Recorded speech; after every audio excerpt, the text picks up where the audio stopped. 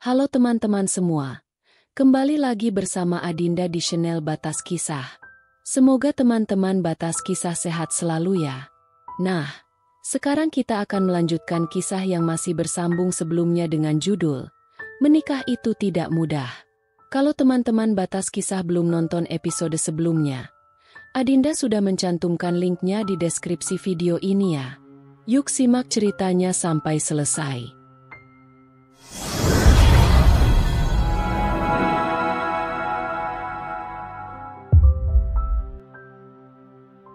Andi masih kaku dalam posisinya, termenung dalam dinginnya hujan badai di luar sana. Ia tidak bisa lagi menahan lengan istrinya, karena sejak lama ia yang membuat sang istri harus melepas. Ia tidak tahu kemana Randy akan membawa istri dan anak-anaknya. Ia bahkan tidak seberkuasa itu. Tanpa Namira ataupun Freya, Andi bukan apa-apa. Kini hujan telah reda, hanya tetesan air yang turun terbawa angin dari atas pohon. Jalanan menjadi sedikit bergenang. Nina dan Nino yang justru asik bermain dengan becekan, dan Namira yang hanya berani melihat punggung keduanya dari belakang. Randy mengajak keluarga kecil itu ke suatu taman yang lumayan jauh dari rumahnya. Taman yang tetap ramai walaupun tidak terlihat kering, menjadi sempurna karena iringan suara burung yang sedang bersemayam di atas dahan. Namira masih menyeret langkahnya pelan-pelan, tersenyum lebar akibat melihat anak-anaknya yang lebih bahagia dari hari-hari biasanya. Bibir ia masih bungkam di sepanjang jalan pemutaran. Ingin duduk juga tak bisa karena bangkunya masih basah. Ia merasa takut untuk memulainya, tetapi ada banyak pertanyaan yang ingin ia dengar jawabannya dari seorang Randy. Dengan keberanian diri yang telah dikumpulkan, Namira mencoba berdeham, mengambil ancang-ancang melalui napas. Sebenarnya siapa yang menabrak anakku? Ayah Freya atau kamu? Tanyanya sembrono. Aku yakin itu orangnya Joko. Dia terus menunggu di depan sekolah anakmu, lebih dari 1 jam. Bagaimana kamu tahu? Aku ada di sana. Sejak aku tahu hubungan Andi dan Freya, aku selalu memperhatikanmu dari jauh. Aku bahkan tidak seterkejut itu saat Alena datang membawamu. Jelasnya panjang. Namira mengangguk mengerti. Rasanya penjelasan Randy tentang anaknya sudah yang paling jelas. Mungkin setelah ini mereka bertanya, mengapa Namira tidak terlihat sebagai ibu yang merasa sedih. Tetapi, sedihnya tidak berguna jika ingin melawan musuhnya, karena dia sudah bermain sebersih mungkin, hingga Namira tidak akan bisa menangkapnya dengan tangan kosong. Ia mencoba kembali pada pertanyaan yang sungguh mengganggu seisi pikirannya. Mengapa kamu berbohong, Randy? Apa demi menakutiku? Tidak, aku tidak pernah berharap kamu takut padaku Namira. Aku hanya ingin melindungi milikku dan mengambilnya kembali. Aku tahu itu bodoh, tetapi setelah bertemu denganmu, aku tidak perlu lagi dengan wanita yang selalu berlindung dengan ayahnya seperti Freya, karena wanita cerdas dan mandiri sepertimu sudah ada di hadapanku. Ia terpaku, lebih tepatnya terkejut.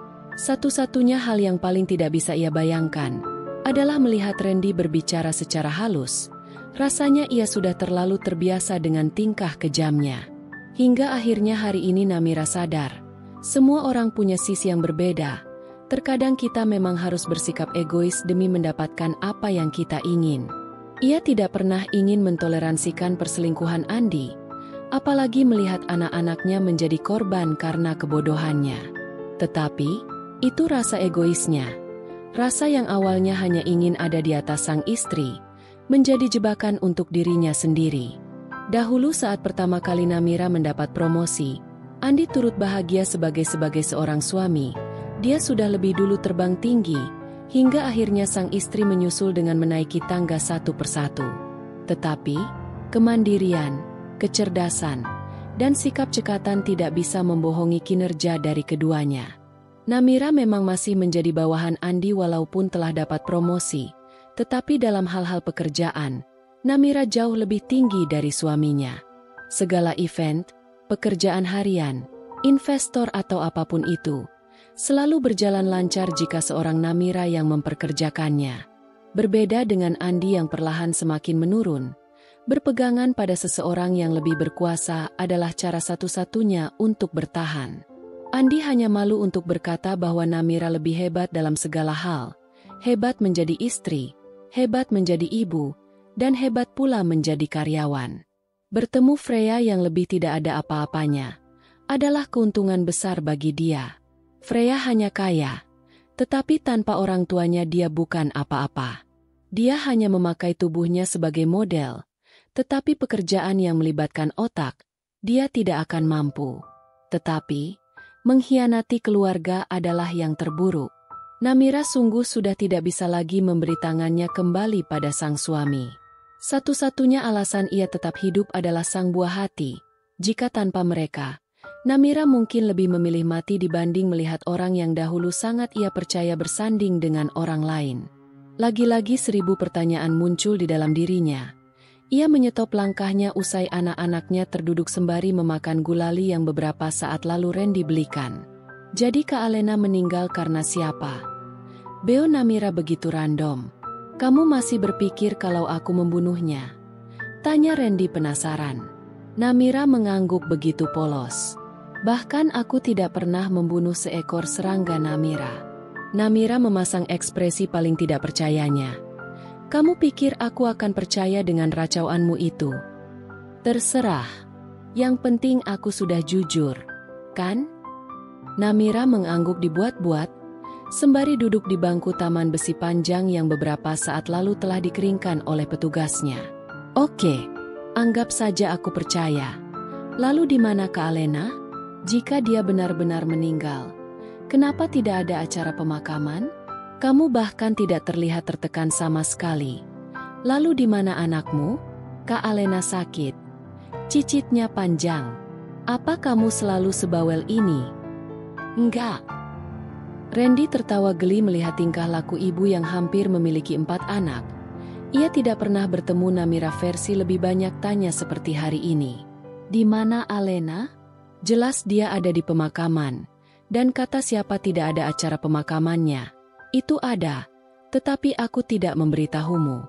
Jika aku terlihat tertekan, itu akan membebankan anakku. Walaupun aku punya segunung kesalahan dengan Alena, setidaknya aku ingin sedikit menebusnya dengan menjadi ayah yang tidak palsu lagi untuk anakku. Jelas Randy tak kalah panjang. Ia ikut menyelonjorkan tubuhnya seperti yang dilakukan Namira.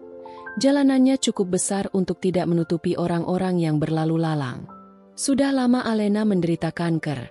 Mungkin setelah melahirkan Lenny, ia memang tidak terlihat parah. Dia bahkan masih bisa menjadi dokter. Tetapi setiap harinya hal itu selalu menggerogoki tubuhnya. Sebelum kamu protes, aku sudah menyuruhnya untuk menjalani kemo, tetapi dosa terbesarku adalah melihat dia mengetahui aku mencintai orang lain. Sampai akhirnya Alena bersikeras untuk menerima nasibnya. Dan dia percaya bahwa orang yang aku cintai akan lebih baik jika aku dan Lenny ada bersamanya. Aku memang sejahat itu pada orang sebaik Alena.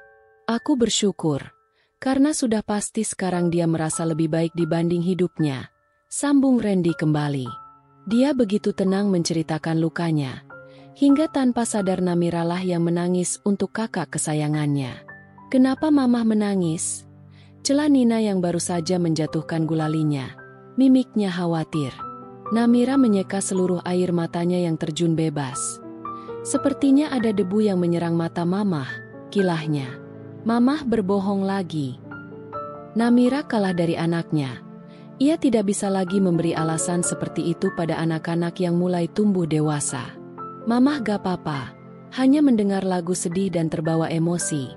Paparnya demi menenangkan hati sang putri. Nina memeluk Namira erat, diikuti Nino di sebelahnya.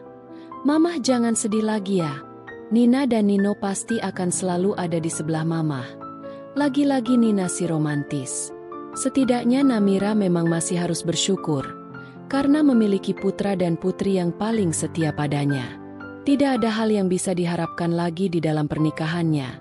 Semuanya memang telah hancur, dan tidak mungkin bisa bersatu kembali. Namira sadar, jika dia bertahan, dia akan menjadi manusia yang paling tersakiti, dan dia tidak bisa menyeka bahwa kepergiannya adalah yang terbaik. Yang penting sudah berusaha bukan? Kemarin Namira bertahan demi anak-anaknya. Bertahan demi dia yang masih merasakan cinta. Dahulu, Jauh sebelum ini semua terjadi, Andi adalah laki-laki versi terbaik bagi Namira. Ia menghapus luka, mengajarkan ikhlas, meminta untuk menghapus segala rasa benci yang tertinggal di dalam lubuk hatinya untuk ayahnya. Andi memberi kepercayaan pada Namira, bahwa tidak semua laki-laki akan memiliki wanita lain suatu hari nanti, bahwa tidak semua laki-laki sama seperti ayah Namira. Ia menuntun Namira melewati jembatan paling menakutkannya. Rasa trauma terhadap pernikahan telah Andi patahkan 1 dekade lalu. Tetapi kini, Andi justru menjadi pengecut yang mengacaukan segalanya lagi. Di saat dahulu ia membangunkan Namira, kini justru ia menjatuhkannya pada lubang yang paling dalam. Dia tahu betul bahwa Namira terlahir di pernikahan yang rusak, dan kini dia memberikan mimpi buruk itu lagi pada sang istri yang beberapa tahun lalu masih dipuja-puja.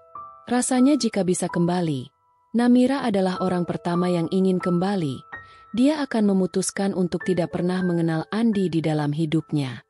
Namira masih menyusurin jalan di bawah langit yang perlahan berwarna oranye pekat. Di dalam mobil hitam gagah khas pria-pria kantoran, ia terduduk rapi mengikuti arus. Nina sudah kelelahan. Ia menyandar pada bahu Nino di kursi belakang. Namira masih bimbang ingin pergi kemana, karena rasanya jalan ia telah terputus. Gimana kalau menginap saja di rumahku malam ini? Ada Leni dan penjaganya kok di sana, anjur Randy. Namira menggeleng yakin. Ia tidak ingin lagi merepotkan Randy lebih lama. Antar aku ke hotel aja. Biar malam ini istirahat di sana dulu. Tolak Namira yakin. Randy memahami dan mengerti. Pasti terlalu jauh jika ia membawa istri orang masuk ke dalam rumahnya. Apalagi belum lama istrinya baru saja dipanggil Yang Kuasa. Akhirnya ia mengantar Namira pada hotel di tengah-tengah kota Jakarta, membayari tanpa Namira minta, bahkan membantu menggendong Nina sampai ke kamar. Setelahnya ia pergi. Namira berterima kasih banyak pada Randy yang telah membantu dan menenangkan hatinya hari ini, karena mungkin jika tidak ada Randy, ia akan langsung kalah saat ayah Freya menyebut tentang Andin.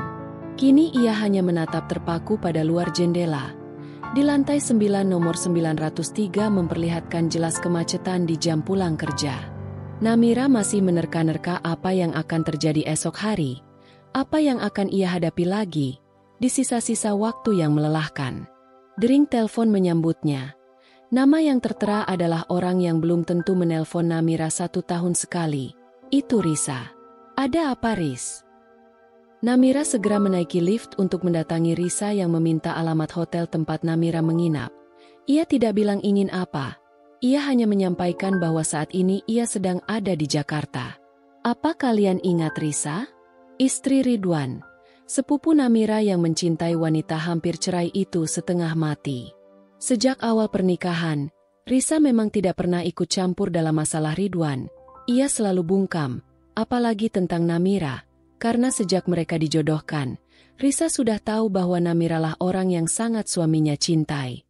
Tetapi, kali ini berbeda. Ia memutuskan untuk menemui Namira dan berbicara 4 mata pada wanita itu. Namira menunggu, terduduk di atas kursi ditemani oleh segelas air putih dan sekeliling orang yang ramai. Tak butuh waktu lama, Risa datang dan langsung menemui Namira.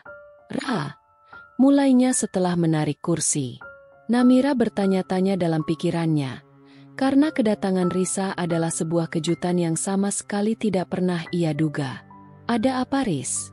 Kenapa kamu gak bilang kalau lagi di Jakarta? Kan aku bisa menemuimu duluan, papar Namira dalam senyumnya. Ia menatap Risa seolah tidak ada pertanyaan lain dari ada apa. Bisa aku minum dulu?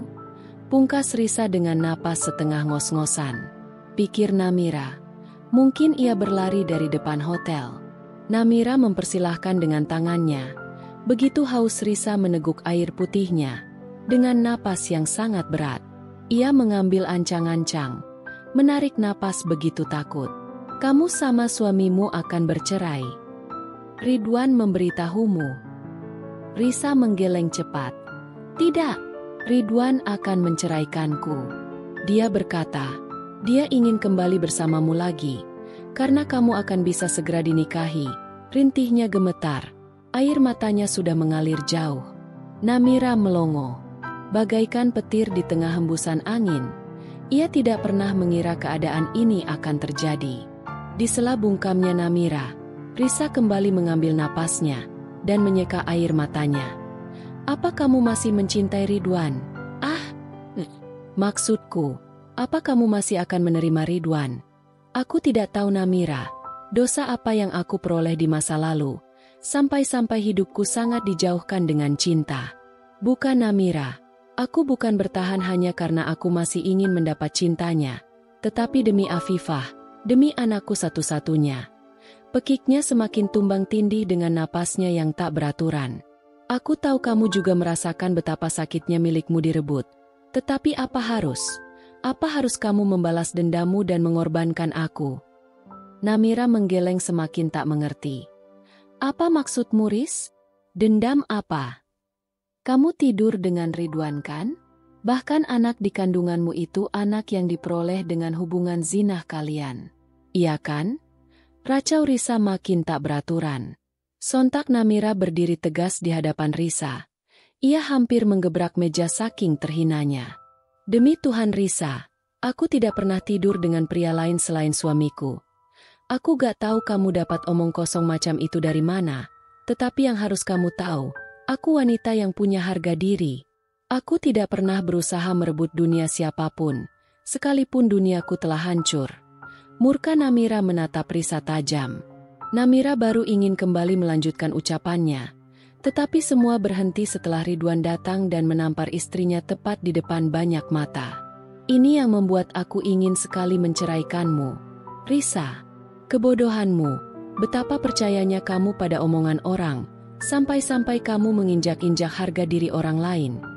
Suaramu lantang, tetapi pakai saja itu saat kamu berdemo semasa kuliah, bukan saat kamu mendesak orang lain dengan sesuatu yang belum jelas kebenarannya." Namira bahkan lebih terpaku, apalagi Risa yang langsung kaku. Randy yang datang kembali berniat ingin mengembalikan dompet Namira yang tertinggal di mobilnya. Kini justru berlari melindungi Namira dengan punggungnya. Ia menatap tajam pada Ridwan, menjelaskan semua kekacauannya lewat pandangan, sedangkan Namira telah pergi meninggalkan mereka semua. Setelah tidak lagi memiliki muka akibat bertengkar di tengah-tengah manusia lain, dan dibuat malu dengan apa yang Risa bicarakan. Itu menusuk hatinya. Rasanya seperti diremas dan dihancurkan 2 kali. Selain Risa, suaminya bahkan menghina janin yang tidak berdosa itu. Namira berjalan terhuyang-huyang, dengan air mata yang terus mengalir deras. Rasanya ia sudah tidak mampu lagi menyusun pecahan-pecahan kaca di dalam hatinya. Itu menusuk. Berlumur darah, dihujam panah, diinjak petaka. Betapa menyedihkannya hidup Namira. Dia dihancurkan, tetapi seakan dia yang menghancurkan. Jika saja tidak ada anak di dalam hidupnya, sudah pasti tadi dia melempar gelas pada leher Risa, menusuknya hingga mati. Tetapi, jika dia juga mati, lalu siapa lagi yang bisa melindungi anak-anak malangnya? Rasanya bunyi detik jam saja sungguh menyakitkan. Namira harus berkali-kali menaiki tangga, dan berkali-kali dijatuhkan dari sana. Ia mengepal tangannya, hingga tak sadar kulitnya tergores oleh kukunya sendiri. Itu sudah tak terasa sakit lagi. Ia berusaha menahan suara tangisnya, demi tidak membangunkan anak-anaknya. "Mengapa?" ia bertanya. "Mengapa? Mengapa Tuhan menghadirkan manusia-manusia yang tidak pernah berpihak padanya?" Ia disakiti Andi, diperas mertuanya, diberatkan keluarganya, menerima cinta berlebihan dari sepupunya, yang membuatnya terluka parah. Bahkan seorang Randy yang baru saja hadir dalam hidupnya, sudah pernah membuat nyawanya hampir di ujung tanduk. Seharusnya yang bertanya pada Tuhan, tentang dosa masa lalu macam apa yang diperbuat, hingga menyebabkan jalan hidupnya kacau, adalah Namira. Rasanya bahagia sulit sekali berpihak pada dia. Sudah cukup lama Namira duduk di atas kloset, hingga kantuknya membawa ia pada alam mimpi, dan terbangun mendadak di pagi hari. Waktu sudah menunjuk pukul 8. Ia tidak tahu hal apa lagi yang harus dia lakukan. Bahkan untuk bertemu putra-putrinya, dia malu. Mata sembabnya pasti menimbulkan banyak tanya. Suara ketukan di pintu toilet yang transparan terdengar. "Mamah, keluar dong. Ada omah nih," lontar Nina dengan suara khasnya di pagi hari. Namira segera mencuci mukanya, berusaha menghapus sisa-sisa mata bapaunya, dan perlahan menarik pintu kamar mandinya. Ia hampir kembali menangis, melihat ibunya yang bermain dengan para cucunya. Itu jarang terjadi bagi wanita karir sesibuk Winara. Tak lama adik laki-lakinya Wildan dan istrinya Sarah datang mengetuk pintu. Namira yang posisinya paling dekat langsung menarik pintunya. "Nina sama Nino di rumah Om Wildan dulu ya. Biar nanti Oma sama Mamah nyusul kalian," ujar Winara halus. Wildan dan Sarah adalah orang tua kedua bagi anak-anak Namira. Rasanya mereka berdua lebih senang bertemu Om dan Tantenya. Itu terbukti dengan larinya yang tak sabaran. "Mam," keluh Namira pada Winara. "Sarah sekalian mau ajak Nina dan Nino ke rumah sakit Komba." "Oh iya, Caca udah lahiran." Caca si pembuka cerita. Adik kesayangan Namira yang ternyata sudah melahirkan tanpa kakaknya tahu. Mendengar Sarah, kedua anak kembarnya semakin bersemangat dengan menarik tangan Wildan untuk pergi. Namira hanya bisa melambai pada anak-anaknya, hingga mereka hilang dari depan pintu. Jujur saja, Namira selalu takut berhadapan dengan ibunya yang penuh wibawa. Rasanya ia tak berhenti gemetar untuk sekedar duduk bersebelahan dengan Winara. Wanita parubaya itu menarik napasnya tegas. "Mir, dari dulu ibu selalu mengajarkan bukan? Kalau kamu lapar, ya makan. Kalau kamu haus, ya minum. Jadi, kalau kamu lelah, ya berhenti. Gak usah memaksakan diri untuk terus berlari." Namira, menyerah juga bagian dari manusia. Kita tidak harus menjadi kuat selamanya. Pungkas Winara yang membuat Namira banjir air mata. "Bercerai Namira. Ibu sudah menyuruhmu melakukan itu sejak lama. Mira lihat kan? Walaupun dulu hidup kita susah, sekarang ibu berhasil membesarkan anak-anak yang hebat, yang membuat ibu bangga, dan bersyukur telah melahirkan kalian semua. Kita tidak akan mati hanya karena ditinggal lelaki. Biarkan dia hancur bersama pelacurnya." Imbuh Winara semakin tegas. Namira menggeleng, memotong kalimat ibunya. "Enggak, Bu. Mira gak takut lapar hanya karena Andi pergi. Mira punya ibu yang hebat, yang perjuangannya bisa saja Mira contoh. Tapi sekali, hanya sekali saja. Apa ibu dan ayah pernah melihat rasa sakit kami? Apa menjadi wanita karir yang sukses membuat ibu sudah menjadi seorang ibu yang sempurna? Saat kami gagal, ibu selalu disalahkan oleh keluarga ayah, karena ibu yang membesarkan kami. Padahal semua itu bukan hanya kesalahan ibu. Bonusnya kami sukses sekarang. Walaupun jatuh berkali-kali di hari kemarin, sekarang kami semua tidak pernah kelaparan lagi. Dan apa setelah kami sukses ibu dipandang oleh mereka? Apa mereka pernah bilang kalau kesuksesan kami karena ibu? Tidak. Mereka selalu bilang bahwa kami sukses karena kami anak-anak yang kuat. Tetapi mereka tidak pernah sadar. Bahkan kata-kata itu sangat melukai kami. Namira, Wildan, Vira, Caca. Apa pernah ayah dan ibu tahu berapa kali kami menangis dalam diam setelah perceraian kalian? Mungkin kami terlihat egois. Mungkin kami bukan satu-satunya korban. Tetapi masa lalu kami menghantui kami sampai mati. Dan apa semua itu bisa dengan mudah Mira berikan pada anak-anak Mira? Enggak, Bu. Jika bisa, jika benar-benar bisa. Namira juga sejak lama ingin melepas Andi, bahkan meludahi muka menjijikannya di hari perpisahan kami.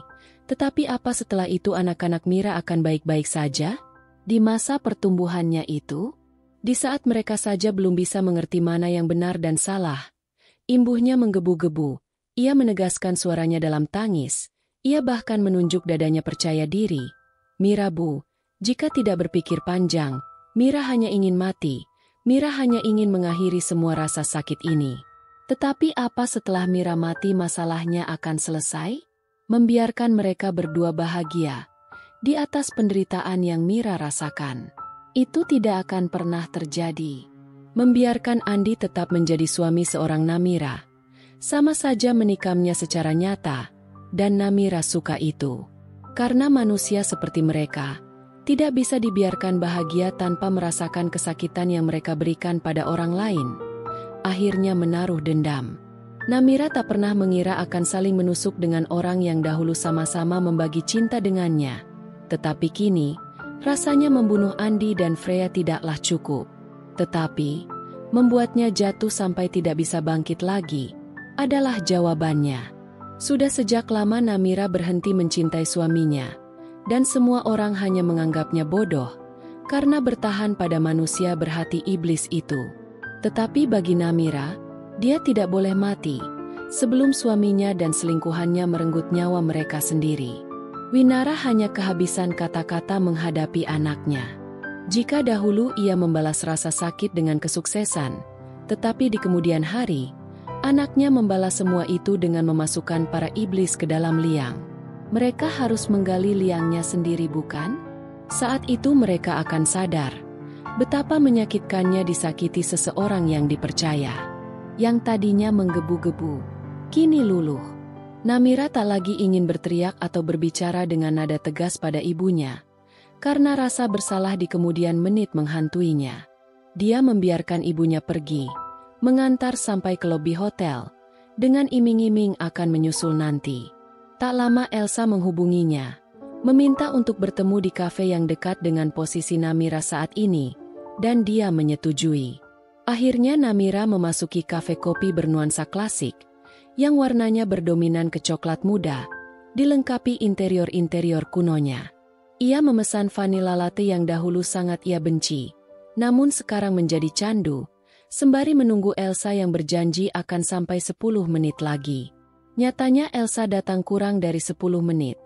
Bahkan minuman yang Namira pesan belum selesai dibuat. "Belum lama kan, Bu?" tutur Elsa sopan, sembari menarik kursi di hadapan Namira.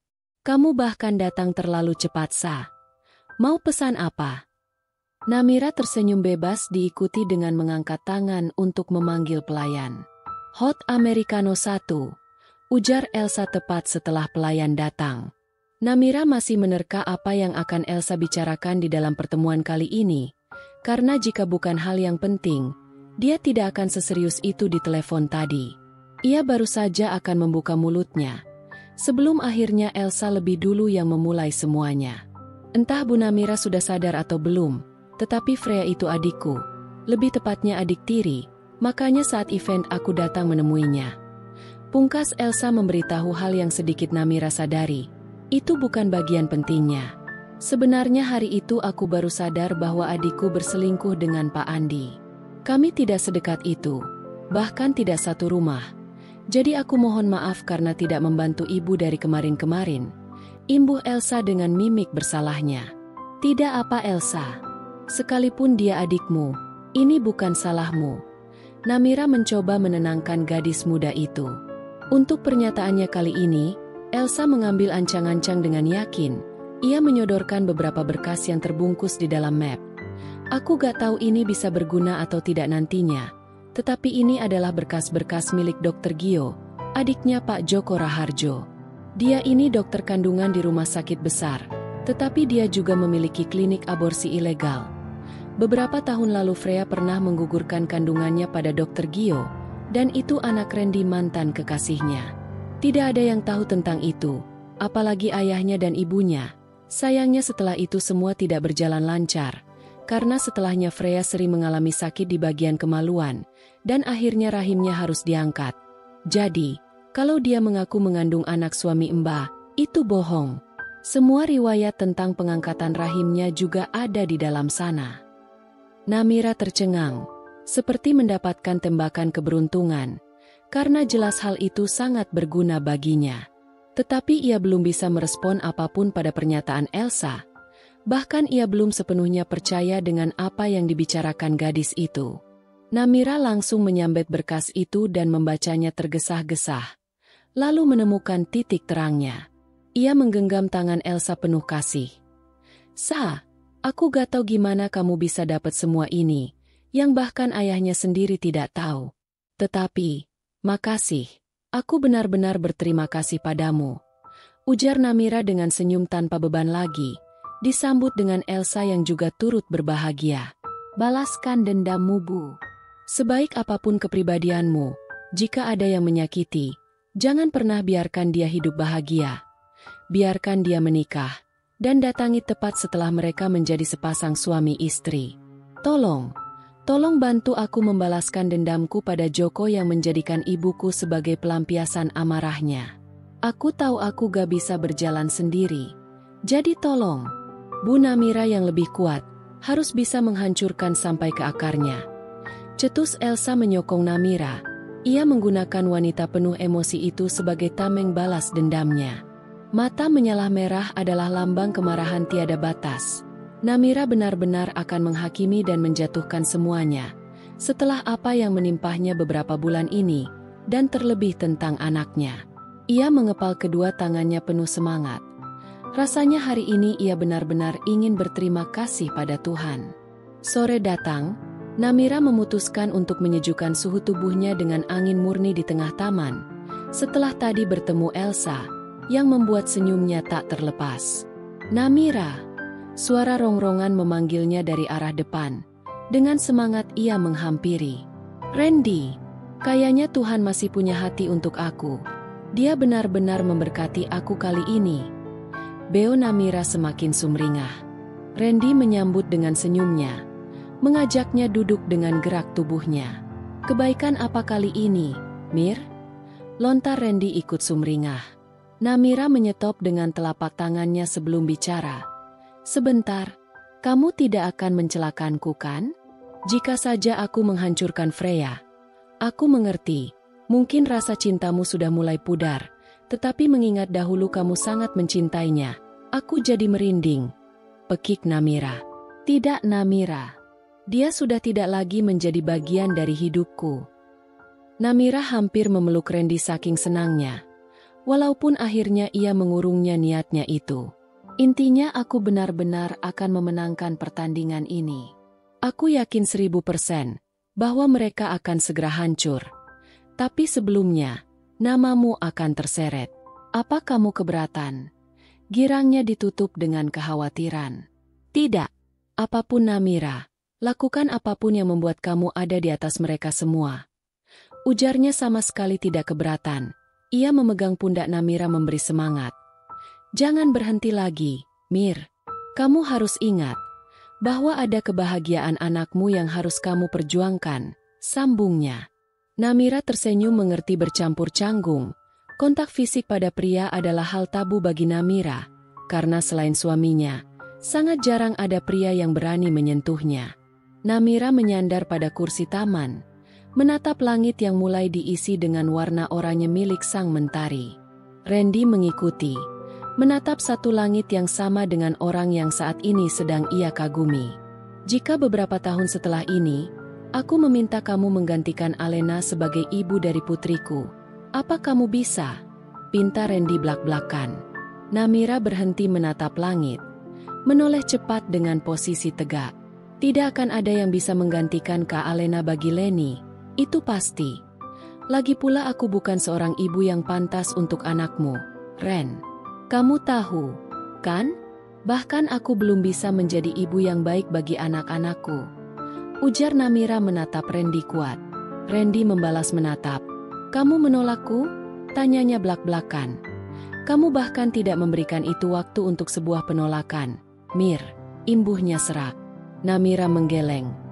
Aku tidak pernah berpikir akan mempunyai suami lagi setelah Andi, Ren. Jadi lebih baik aku menolakmu lebih awal, daripada membiarkanmu menaruh harapan padaku. Simpul Namira. Dengan kondisi bergantian, ia menepuk pundak Randy. Carilah wanita yang lebih pantas untuk Leni. Kamu ingin menjadi ayah yang lebih baik untuk anakmu, bukan?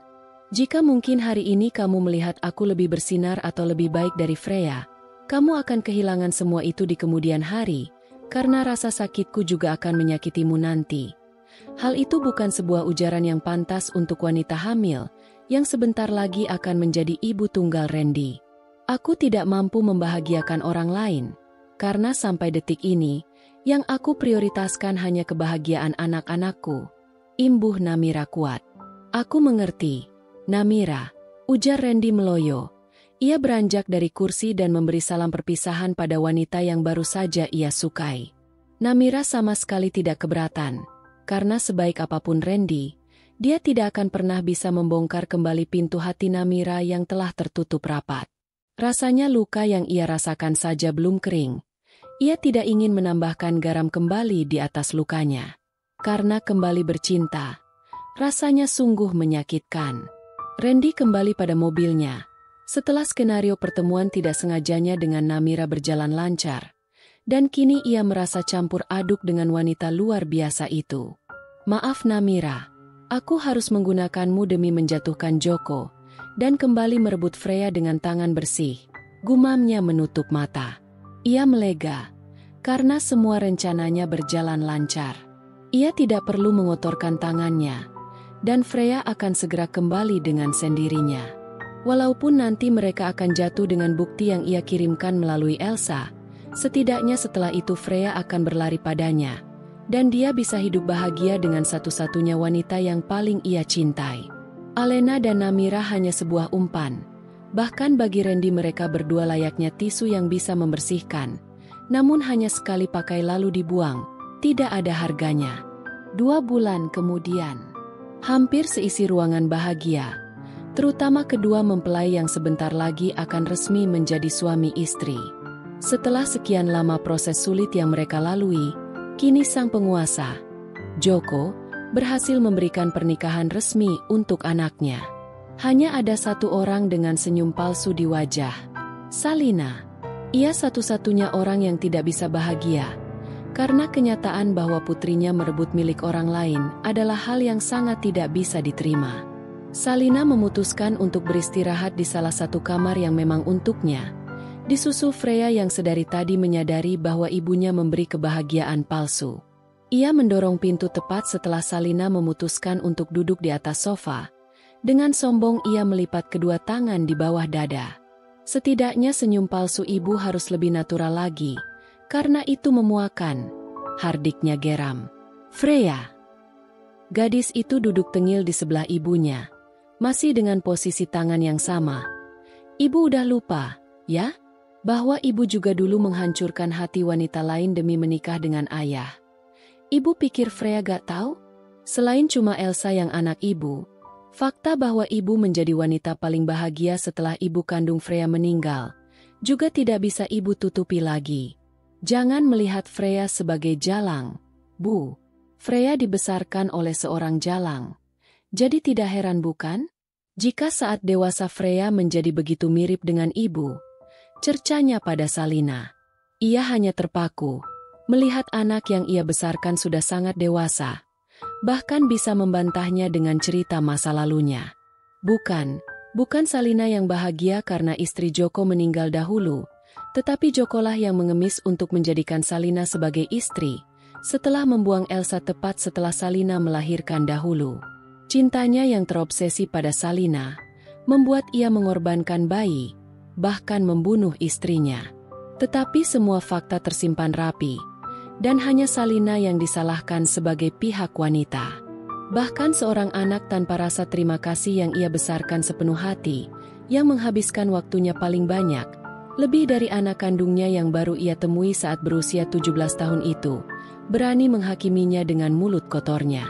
Salina menggeleng begitu terkejut. Ingat Frey, yang kamu nikahi itu pria berkeluarga.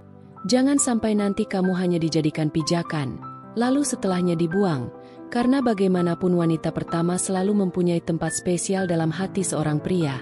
Ujar Salina membenahi. Ibu emang gak pernah pengen lihat Freya bahagia ya? Murka Freya lebih parah. Sontak ia berdiri. Ibu tenang aja. Gak ada orang yang lebih dicintai Mas Andi selain Freya. Karena pria tamak itu bahkan tidak merasa bersalah sudah mengorbankan anaknya. Jangan pakai mulut jalang ibu untuk menasehatiku.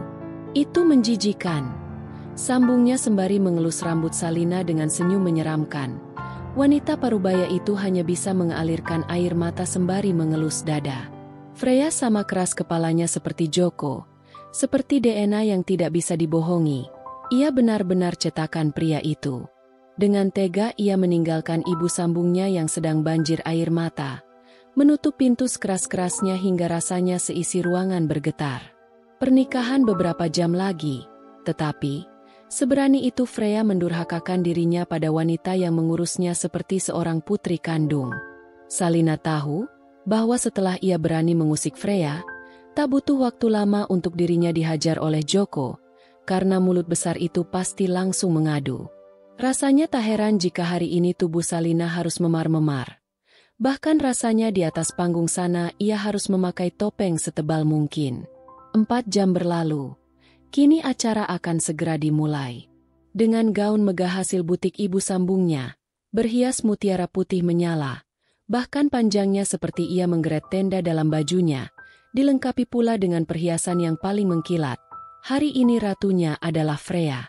Ia berjalan menyusurin panggung setinggi 5 cm, dialasi dengan karpet merah, bak seorang prinses yang sedang mendatangi pangerannya, karena di ujung jalan sana, Andi telah menunggu dengan senyum paling bahagia. Langkah demi langkah membuat mereka semakin dekat. Tepukan gemuruh dari para tamu undangan VIP membuat keduanya semakin membanggakan diri. Hari sakral ini telah tiba. Walaupun ini kali kedua bagi Andi, tetapi untuk Freya, ini adalah yang pertama.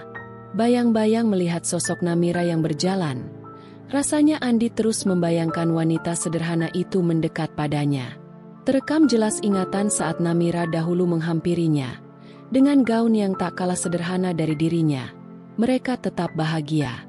Ini bukan ajang mengenang masa lalu, tetapi hari ini Andi sudah benar-benar memiliki kedua wanita yang berbeda 180 derajat. Beberapa hari lalu dia masih melupakan Namira, setelah membuangnya tanpa kejelasan, antara cerai atau masih harus bertahan akibat janin yang tertanam di dalam rahim sang istri. Tetapi, anehnya hari ini Andi terus membayangkan wajah ketulusan dari Namira. Wajah dengan senyum manis yang dia temui pertama kali 12 tahun lalu. Seperti firasat buruk, atau hanya merasa bersalah, ia bahkan kehilangan fokusnya. Saya terima nikahnya, Namira Adinda Abraham bint. Ia memutuskan suaranya tepat setelah Freya dan Joko menatap nanar. Tangannya berkeringat dingin. Ia bahkan harus mengusap wajahnya beberapa kali, hingga penghulu mengajaknya untuk percobaan kedua, dan Joko menjabah tangan dinginnya. Saya nikahkan putri saya, Freya Eriena Raharjo, binti Joko Raharjo, dengan mas kawin uang sebesar 1 miliar rupiah. Dibayar tunai. Gertak Joko terdengar dari suaranya. Matanya hampir keluar untuk memperingati Andi. Saya terima nikahnya, Freya Eriena Raharjo binti Joko Raharjo dengan mas kawin tersebut. Dibayar tunai. Seisi ruangan berucap sah, dan kini senyum terpasang bahkan di wajah Joko, apalagi Freya, sedangkan Andi sedikit memaksa, karena jantungnya tak berhenti berdegup kencang. Seperti badai yang sudah memberi sinyal, kegugupan Andi tentang Namira membuahkan hasil yang tepat. Bravo! Teriak seorang wanita yang baru saja keluar dari balik tirai, sembari menaiki atas panggung hiburan. Ia mengambil alih posisi MC, beberapa orang sudah bersih tegang, bahkan para bodyguard Joko sudah ingin menerkamnya, tetapi Joko memberikan sela untuk Namira berbicara. Para hadirin, perkenalkan saya Namira Adinda Abraham, istri sah dari mempelai pria, yang sedang mengandung anaknya, tetapi tidak dipertanggungjawabkan. Ujar Namira menekankan kalimat akhirnya. Pertama-tama saya ingin mengucapkan selamat kepada kedua mempelai, terutama Freya. Terima kasih karena telah mengambil penderitaan Emba dengan menjadi istri dari pria yang bahkan tidak bisa membiayai sekolah anaknya, akibat keluarganya yang matre. Kepada yang terhormat, Bapak Joko Raharjo. Selamat karena Anda telah diprank oleh putri Anda sendiri. Dia tidak pernah hamil anak suami saya, karena rahimnya telah diangkat saat dia masih bersama kekasih lamanya, Randy, dan yang mengangkat rahim anak Bapak adalah adik Bapak sendiri, yaitu Dr. Gio. Saya bukan malaikat, tetapi kali ini saya ingin membacakan dosa-dosa Bapak, membunuh istri pertama, membuang putri dari istri sekarang ke panti asuhan, memukuli istri sekarang setiap melampiaskan kemarahan, menyokong anak berzinah, terlibat dalam pencucian uang, dan berkorupsi bersama para pejabat yang hadir menjadi tamu undangan saat ini. Alih-alih pernikahan, ini adalah perkumpulan para iblis. Dari saya, Namira, selamat menikmati pesta. akhirnya menutup acara, disambut dengan polisi yang berdatangan untuk menangkap Joko. Kini seisi ruangan menjadi risuh. Beberapa pejabat juga ikut serta dalam penangkap kali ini. Di tengah kekacauan, tanpa sadar Freya mendatangi Namira. Dengan wajah merah dan air mata mengalir akibat malu, ia memukul kepala Namira dengan high heels-nya. Tepat di ujung dahi dekat dengan rambut bayi, darah segar mengalir. Pandangan mata Namira tak lagi fokus. Semuanya terasa rabun, hingga dirinya jatuh ke belakang. Sebelum benar-benar tak sadar, Namira merasa bahwa ada seseorang yang menanggapi kepalanya, hingga lukanya menjadi sedikit ringan. Rasanya di dalam mimpi, ia bisa mendengar suara sirine polisi, dan ambulans saling berdampingan, berkelebat pula suara tangis bayi kecil dari masa lalu anak-anaknya. Sedikit, hanya sekejap, ia mendengar suara Andin berteriak padanya, hingga ia tersadar dan sontak duduk di atas kasur rumah sakit. Kepalanya masih kunang-kunang, pandangannya juga masih berusaha ia fokuskan. Sinar bulan yang memasuki ruangan melalui jendelanya, membuat ia sedikit terbantu. Saat semua jelas, di hadapannya langsung terlihat Freya. Ia menangis dalam marahnya. Mbak itu manusia atau bukan sih? Kenapa tega banget ngelakuin ini sama aku? Apa Mbak akan sebahagia itu jika aku malu? Ocehnya di tengah-tengah khawatirnya keluarga Namira. Vira sudah tidak bisa lagi mendengar lebih jauh suara Freya. Emosinya memuncak. Dalam hitungan detik tangannya melayang sekencang-kencangnya pada pipi Freya. Apa kamu gila? Kakak saya bahkan belum sepenuhnya sadar akibat sikap kekanak-kanakanmu. Berhenti bersikap bodoh. Andi dan Salina berlari ke arah Freya, memegangi bahu loyo itu sekuat tenaga. Terdengar lantang suara teriakan Andi membentak Vira. Cukup, lirih Namira lesu. Kalian sama kekanak-kanakannya. Ikut larut dalam emosi, Namira menarik selang infusnya, dan mulai menuruni kasur menuju Freya. Aku gak akan marah lagi sama kamu Freya, sekalipun kamu merusak keluargaku.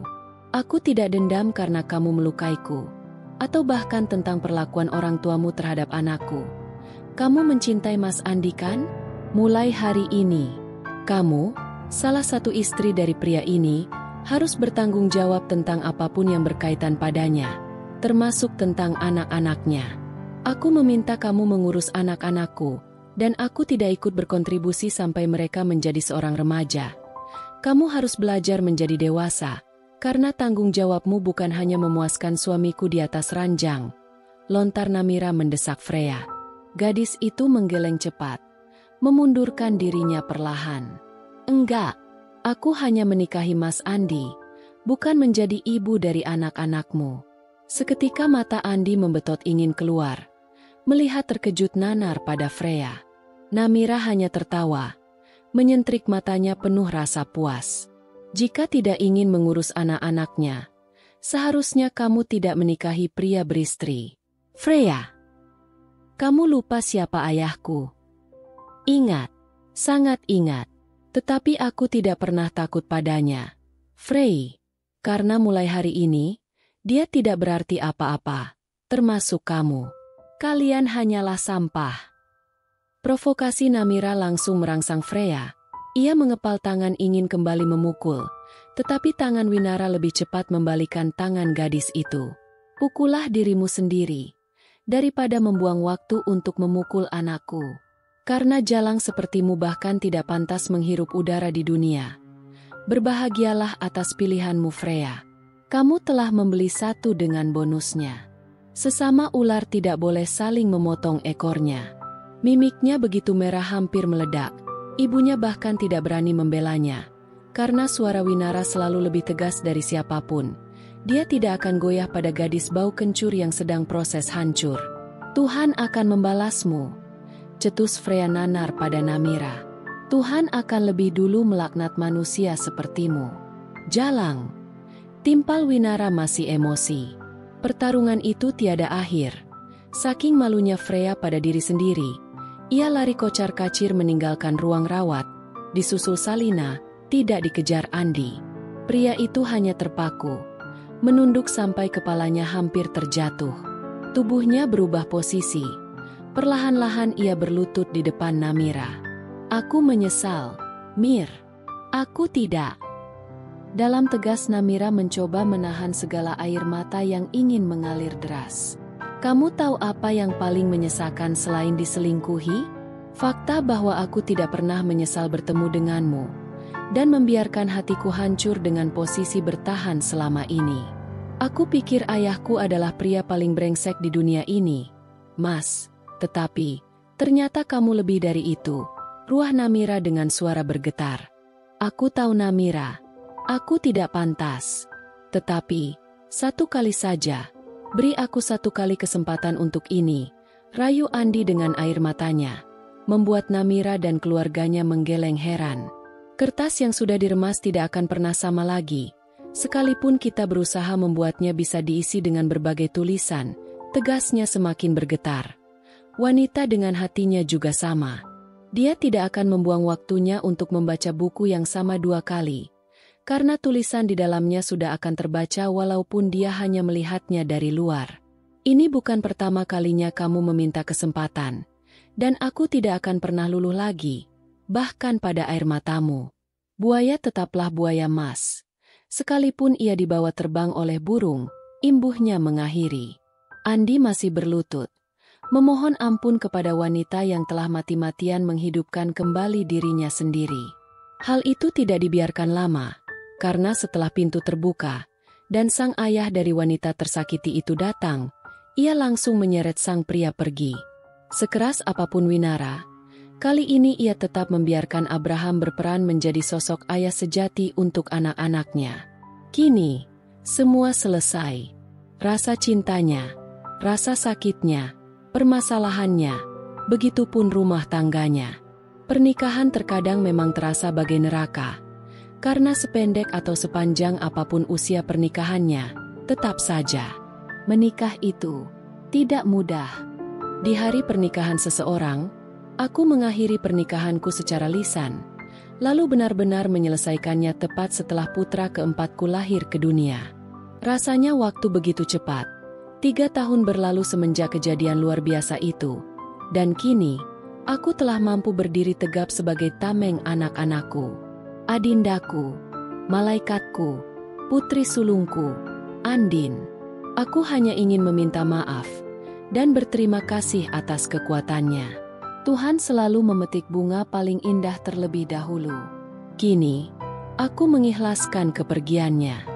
Tak percaya 15 tahun lalu aku mengenal seorang pria istimewa, yang menghargaiku, menerimaku, menemaniku, bahkan memberiku banyak sekali pelajaran hidup. Dia yang kutemui benar-benar mantan suamiku. Jauh sebelum wanita itu hadir dalam kehidupan kita berdua, rumah tanggaku sangat baik-baik saja. 10 tahun setelah aku memutuskan untuk menikah dengannya, dia bukan lagi pria yang sama. Mengingat rasa sakit yang ia beri bukan hanya untukku, tetapi juga untuk putra dan putriku. Itu menyesakan. Untungnya Tuhan selalu adil dalam memberi karma. Aku tidak tahu ini sebanding atau tidak, atas apa yang telah ia lakukan, tetapi melihatnya menjadi cacat fisik setelah mencoba bunuh diri sebanyak 2 kali, menjadi karmanya. Wanita itu bagaimana? Freya maksudnya. Tak lama dari kejadian ia memukulku dengan high heels-nya.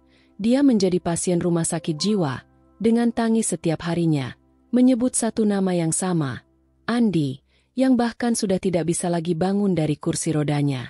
Saat ini aku sedang ada di hadapannya, di tengah taman RSJ tempat sekarang ia tinggal. Boneka beruang pemberian putriku tahun lalu, selalu setia di dalam dekapannya.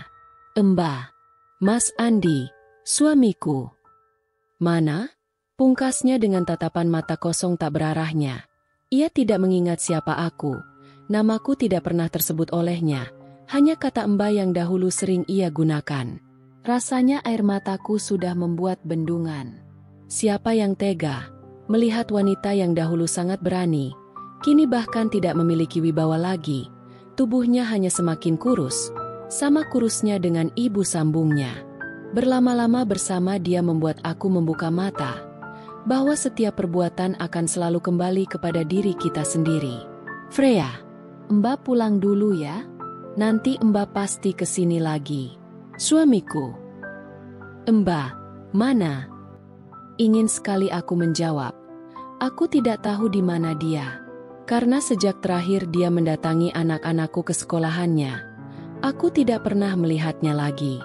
Bahkan bukan aku tidak ingin mencarinya, tetapi kedua orang tuaku kompak melarang keras. Karena untuk kebaikan sekecil apapun, dia tak pernah rela aku terlibat lagi dengan mantan suamiku. Mbah. Mas Andi, aku rindu.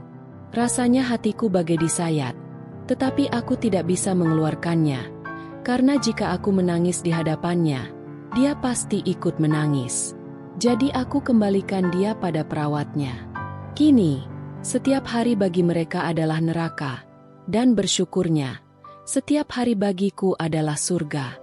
Melihat anak-anakku tumbuh bahagia, di lingkungan yang baik, di keadaan yang baik, di tangan yang baik, sudah lebih dari cukup. Tak pernah bosan aku mengajak anak-anakku berkeliling di sekitar taman di dekat danau, hanya sekedar ingin bersyukur, karena aku bisa menghirup udara segar lagi.